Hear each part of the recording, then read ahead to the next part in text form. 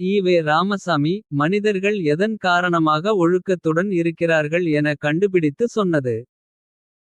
சரியாக கண்டுபிடித்து சொல்லி இருக்கிறாரா இந்த காணொளியில் பார்ப்போம்.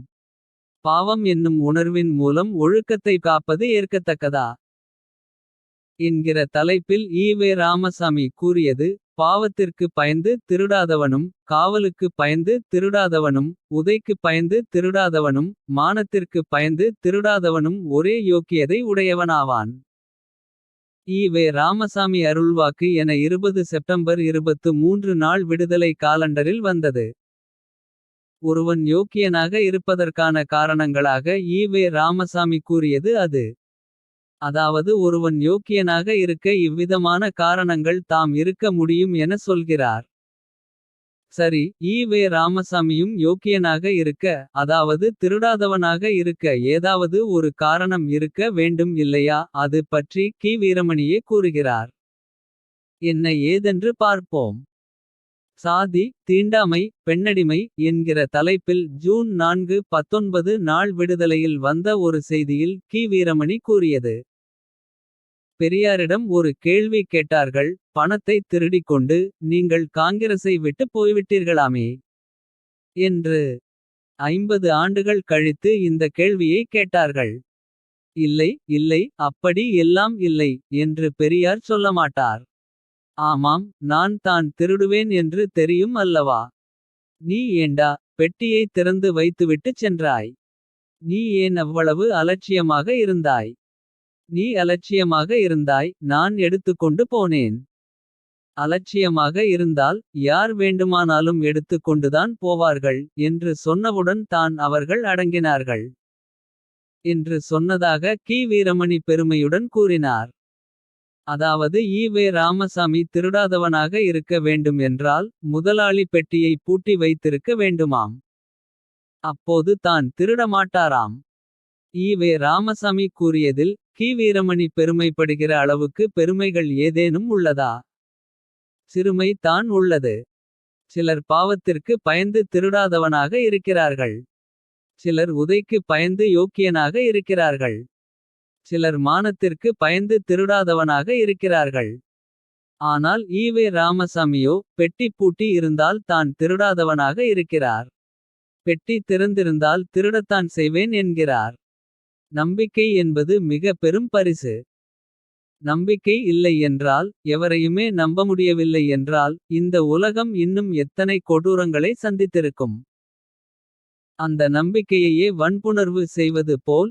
ஈவே ராமசாமி பெட்டி திறந்திருந்தால் திருடத்தான் செய்வேன் என்கிறார்.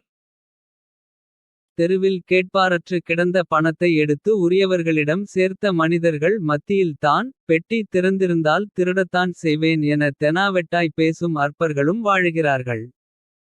இதில் யார் யோக்கியன்.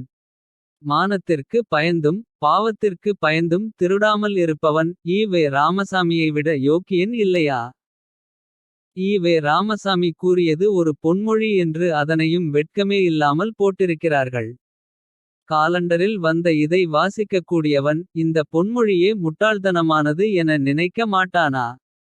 மானத்திற்கு பயந்து திருடாதவனும் உதைக்கு பயந்து திருடாதவனும் ஒன்றா.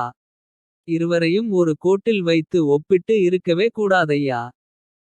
கடினமாக படித்து தேர்வெழுதி அதிக மதிப்பெண் பெறுகிறவனும். காப்பி அடித்து அதிக மதிப்பெண் பெறுகிறவனும் ஒன்று என சொல்வது போல் தானுள்ளது. பெட்டி திறந்திருந்தால் திருடத்தான் செய்வேன் என்பவன் மனிதன் என சொல்லவே தகுதி படைத்தவனா. அறிவை ஒழுங்காக பயன்படுத்த தெரிந்தவன் நிச்சயம் ஈவராமசாமி கூறியதை போல் கூறுவானா. பெட்டி திறந்திருந்தால் திருடத்தான் செய்வேன் என ஈவே ராமசாமியின் ஆரியர் நண்பர் ராஜாஜி கூறி இருந்தால். இப்போது போல் கி. வீரமணி அதனை பெருமையாக சொல்வாரா. மதம் ஒருவனுக்கு ஒழுக்கத்தை கற்றுத்தரவில்லை என இதன் மூலம் நிரூபணமாகிறதா. இல்லையா. ஏன் மதம் கூடாது என சொல்கிறோம் என புரிகிறதா. என ஒழுக்கத்திற்கே பாடம் எடுத்திருப்பார். அந்த திருட்டுத்தனத்தையே ஈவே ராமசாமி செய்தபோது பெருமையாக தெரிகிறது. பாவம் என்னும் உணர்வின் மூலம் ஒழுக்கத்தை காப்பது ஏற்கத்தக்கதா எனவும் கேட்கிறார். பூட்டு போட்டால் தான் திருடாமல் இருப்பேன் என சொல்வதை விட. நீ செய்வது பாவம் என்கிற போதனை மூலம் ஒழுக்கத்தைக் காப்பதில் என்ன குற்றங்குறை இருக்க முடியும். ஒருவனுக்கு தேவை ஒழுக்கம். அது எந்த வகையில் வந்தால் என்ன. பெட்டி திறந்திருந்தால் திருடத்தான் செய்வேன் என திமிர்த்தனமாய்ச் சொல்பவன். பாவத்திற்கு கட்டுப்பட மாட்டான். மானத்திற்கு கட்டுப்பட மாட்டான். உதைக்கு தான் கட்டுப்பாடுவான். ஆக ஈவே ராமசாமியின் யோக்கியதை உதைக்கு கட்டுப்படுகிற யோக்கியதை. நாம் திருடினால் பொருளை இழந்தவர்கள் பாவம் கஷ்டப்படுவார்களே என்கிற உணர்வுள்ளவன் திருடுவானா. பெட்டி திறந்திருந்தால் திருடத்தான் செய்வேன் என ஈவே ராமசாமியைப் போல் மனசாட்சியில்லாமல் பேசுவானா. ஒருவன் மானத்திற்காவது பயப்பட வேண்டும். அது ஒரு உன்னதமான விஷயம். ஆனால் அவனை உதைக்கு பயந்து ஒழுக்கமாய் இருப்பவனோடு ஒப்பிடுவது. ஈவே ராமசாமியின் அரைவேக்காட்டுதனமான அறிவை தான் காட்டுகிறது.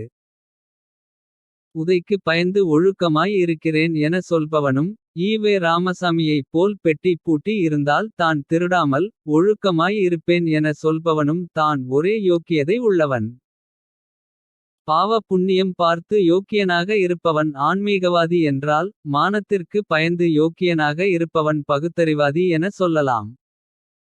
இருவரையும் ஒரே யோக்கியதைக்காரர்களாக ஈவே ராமசாமி இணைக்கிறார். நல்லது. ஆனால் இந்த எந்த ஒன்றிலுமே இணைக்க முடியாத ஆசாமியாக அல்லவா ஈவே ராமசாமி இருக்கிறார். பெட்டி பூட்டி இருந்தால் தான் திருடாமல் இருப்பேன் என சொல்வதன் மூலம். ஆக ஈவே ராமசாமி பகுத்தறிவாதி வரிசையில் வரவில்லை. அதனால் தான் ஈவே ராமசாமியைப் போலி பகுத்தறிவாதி என சொல்ல நாம் அஞ்சுவதில்லை. எனக்கு பணத்தேவை இருந்தது. அதனால் திருடினேன் என ஒருவன் சொன்னால். அதில் கூட ஒரு நியாயமுள்ளது. கீழே கிடந்தது யார் பணம் என தெரியவில்லை. அதனால் எடுத்தேன் என சொன்னால் அதில் கூட நியாயமுள்ளது. ஒரு இடத்தில் பணியிலிருந்து கொண்டு. பணியிலிருக்கிற இடத்தில் பெட்டி திறந்திருந்தது. அதனால் திருடினேன். பெட்டி திறந்திருந்தால் திருடுவேன் என தெரியாதா. என ஒருவன் சொன்னால் அவனை எந்த ரகத்தில் சேர்ப்பது. அலட்சியமாக இருந்தால் திருடத்தான் செய்வேன் என ஒருவன் சொன்னால். அதனை அறிவில்லாமல் சொல்கிற வார்த்தையாக எடுப்பதா. அகந்தையின் காரணமாக சொல்கிற வார்த்தையாக எடுப்பதா. நிச்சயம் மானமுள்ளவன் அறிவை உருப்படியாக பயன்படுத்துபவன் சொல்லக்கூடிய வார்த்தையாக இருக்காது. இவன் தான் உதைக்கு பயந்து யோக்கியனாக இருப்பவன். இவன் அறிவினால் யோக்கியனாகவில்லை. மானத்தினால் யோக்கியனாகவில்லை. அதாவது காவலுக்கு பயந்து யோக்கியனாக உள்ளான். இவ்வாறான யோக்கியத்தன்மை ஒன்றும் மகிழ்ச்சியடையக்கூடிய யோக்கியத்தன்மை இல்லை என்போம். ஈவே ராமசாமியை பெருமைப்படுத்துகிறோம் என தப்பாக நினைத்து பழங்கதையை சொல்லி ஈவே ராமசாமியை நாரடித்துவிட்டார் கி. வீரமணி. இருந்தாலும் அவருக்கு நன்றி சொல்ல கடமைப்பட்டிருக்கிறோம். ஈவே ராமசாமியின் அருள்வாக்கை தமிழ் கூறும் நல்லுலகுக்கு அறிய தந்தமைக்கு. அப்போது தானே நாம் விமர்சிக்கவும் வசதியாக இருக்கும்.